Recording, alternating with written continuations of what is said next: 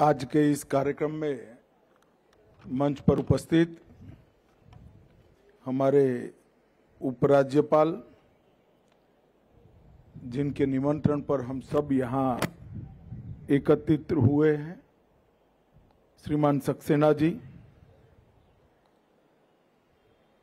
Supreme court के न्यायमूर्ति justice प्रसन्न वराले जी, मोदी जी की मंत्रिमंडल में मेरे साथी डॉक्टर मनसुख मांडविया जी, बहन नीमूबेन बांभणिया जी, मुख्यमंत्री दिल्ली श्रीमती रेखा गुप्ता जी, गुजरात के पर्यटन मंत्री श्री मुलुभाई बेरा जी, और आज दिल्ली में रहने वाले गुजरात और महाराष्ट्र के मूल निवासी सभी भाइयों बहनों को मेरा प्रणाम, नमस्कार। भाई आप बैठ जाइए, जरा सेट कर जरा बैठ जाओ, मैं यहीं रहने वाला हूं, प्लीज बैठ जाओ। अरे बैठ जाओ भैया, मैं जिद्दी आदमी हूं, नहीं बोलूंगा तब तक। मित्रों, आज एक माह पहले सक्सेना जी ने मुझे बड़े उत्साह के साथ निमंत्रित किया था, मैंने भी हाँ बोली थी। यहाँ एक सांस्कृतिक कार्यक्रम का आयोजन भी था, भव्य भोजन समारोह भी था, दोनों राज्यों के व्यंजन भी परोसने वाले थे। परंतु जो पहलगांव में त्रासदी आतंकियों के द्वारा की गई, इसके कारण महाराष्ट्र डे और गुजरात डे जो स्थापना दिन है 1 मई, उसको बहुत सादगी के साथ एक मिलन समारोह में हमने कन्वर्ट किया है।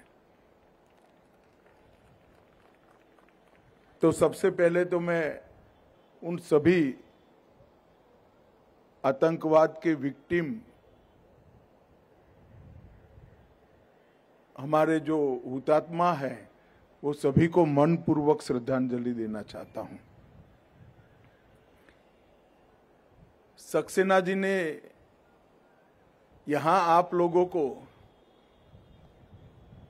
गुजरात दिन और महाराष्ट्र दिन के लिए नहीं बुलाया है। वो तो उनके राजभवन में भी वो कर सकते थे। उन्होंने दिल्ली वासियों को ये स्थान दिखाने के लिए बुलाया है कि दिल्ली अब बदल रही है। सच अर्थ में मैं सक्सेना जी को बहुत बहुत साधुवाद देना चाहता हूं। मैं यहां बहुत साल पहले श्री श्री रविशंकर जी ने कार्यक्रम करा था, तब आया था। ढेर सारा कूड़े का ढग, दुर्गंध और कीचड़ देखा था। मैं पहले भी भगवान बिरसा मुंडा की प्रतिमा का अनावरण करने गया और आज गुजरात और महाराष्ट्र दिन पर आया हूं। लगता ही नहीं है कि मैं पहले कभी यहां आया था। तो सक्सेना जी, आपको बहुत बहुत बधाई। यमुना के इस तट पर, कालंदी के घाट पर, पारिजात के सुगंध के साथ शाम को कोई बैठ पाए, ये कल्पना करना भी बड़ी दिक्कत थी।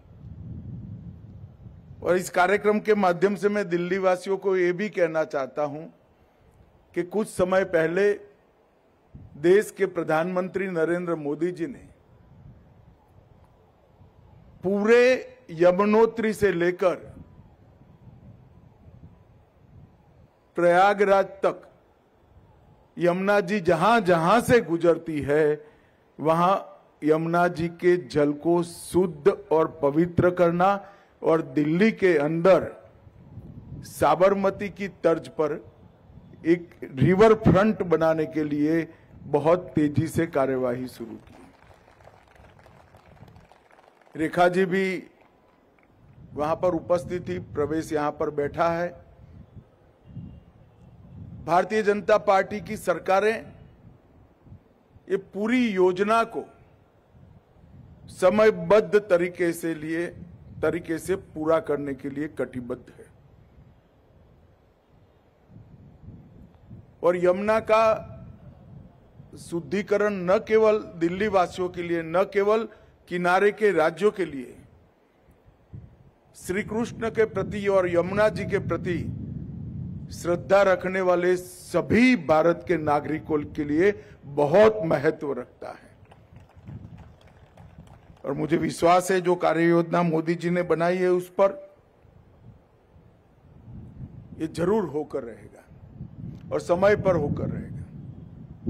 मित्रों, आज गुजरात और महाराष्ट्र दोनों का स्थापना दिन है।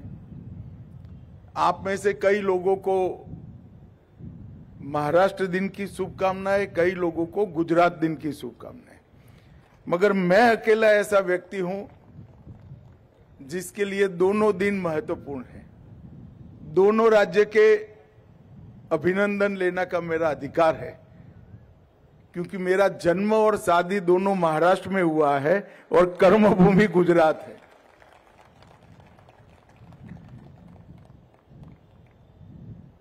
ये मुंबई राज्य से गुजरात और महाराष्ट्र बनने का जो निर्णय हुआ, उसने देश भर में जरा भी कटुता के बगैर एक राज्य से बने हुए दो राज्य एक तंदुरुस्त स्पर्धा कर कर एक दूसरे का सम्मान करते हुए अपने राज्यों के विकास के माध्यम से देश का विकास कैसे कर सकते हैं, उसका उदाहरण, बहुत यशस्वी दृष्टांत महाराष्ट्र और गुजरात दोनों ने दिया है। इसलिए 1 मई के दिन पर मैं दोनों राज्यों की जनता को बहुत बहुत बधाई और शुभकामना देना चाहता हूं। मोदी जी ने आज ये दोनों राज्यों का दिन सिर्फ दिल्ली मना रही है, ऐसा नहीं है। देश के हर राज्यपाल भवन के अंदर ये दिन मनाया जाता है और एक भारत श्रेष्ठ भारत की कल्पना चरितार्थ करने के लिए प्रतीकात्मक ही सही, परंतु एक मजबूत संदेश भारत की एकता का, सांस्कृतिक एकता का, राजनीतिक एकता का और विकास के प्रति प्रतिबद्धता का देने का एक सशक्त माध्यम बना है। आज देश के हर राजभवन के अंदर गुजरात और महाराष्ट्र के लोग एकत्रित आए हैं और गुजरात दिन और महाराष्ट्र दिन मना रहे हैं। इसी प्रकार से हर राज्य का स्थापना दिन मनाने की परंपरा हो। एक जमाना था जब राज्य की सीमाएं, राज्य की भाषा, राज्य की संस्कृति उसको झगड़े का कारण बनाकर देश को तोड़ने वाले बड़ी त्वरा से अपनी काम में सफल हो रहे थे, परंतु मोदी जी ने इस सभी विचारों को नाकाम करते हुए एक भारत श्रेष्ठ भारत का निर्माण करने का जो संकल्प लिया है, इसी का परिणाम है कि आज हर भाषा, हर संस्कृति एक दूसरे से ताकत लेती है। गुजराती और मराठी के बीच में कोई स्पर्धा नहीं है। दोनों अपनी अपनी जगह महान भाषाएं हैं। दोनों का साहित्य विश्व की किसी भी भाषा से एक तसु भी उतरता नहीं है और दोनों मिलकर पूरे देश की संस्कृति को मजबूती देने का काम कर रहे हैं। एक व्यक्ति अगर मन से ठान ले कि बिखराव लाने वाली हर चीज को समाप्त करना है, तो कैसे हो सकता है? उसका आदर्श उदाहरण मोदी जी ने एक भारत श्रेष्ठ भारत की कल्पना देकर किया है और मैं मोदी जी को इसके लिए बहुत बहुत हृदयपूर्वक साधुवाद देना चाहता हूं। 1 मई 1960 को मुंबई राज्य से 2 राज्यों का जन्म हुआ। एक बना गौरवशाली गुजरात और दूसरा बना महान महाराष्ट्र। ये दोनों राज्यों का अनेक अनेक वर्षों से देश की हर समस्या को सुलझाने में, देश की समृद्धि के लिए और देश के विकास को आगे बढ़ाने के लिए बहुत बड़ा योगदान रहा है। वीर छत्रपति की भूमि महाराष्ट्र वही परंपरा को आगे रखते हुए बाजीराव पेशवा से लेकर मुगलों को सबसे मजबूत लड़ाई देकर स्वभाषा, स्वराज और स्वधर्म का झंडा जिस राज्य ने बुलंद किया वो हमारा महाराष्ट्र है।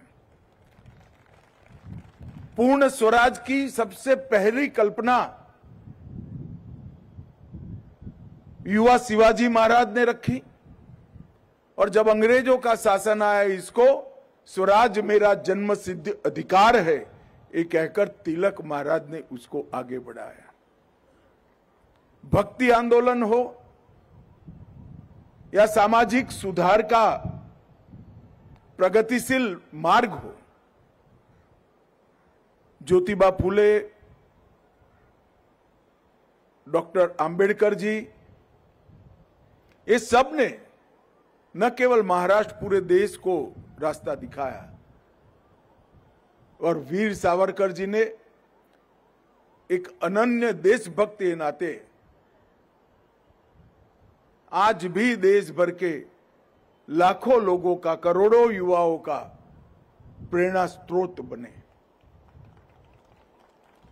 उसी प्रकार से गुजरात में भी श्री कृष्ण की कर्मभूमि रही, दयानंद सरस्वती की जन्मभूमि रही।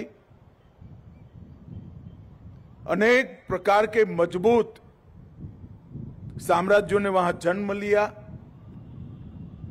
और आजादी की लड़ाई में महात्मा गांधी और सरदार पटेल ने एक प्रकार से पूरे आजादी के आंदोलन को आकार देने का काम किया।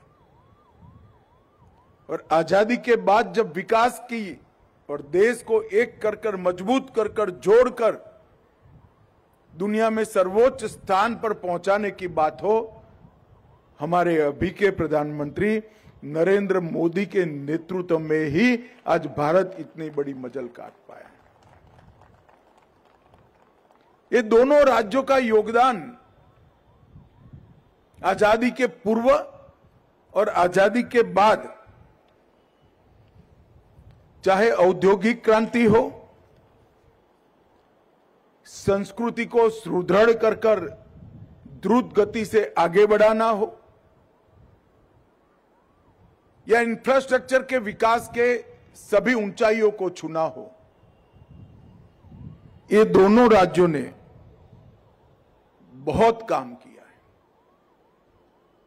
और एक दूसरे से अलग होने के बाद भी जरा भी कटुता के बगैर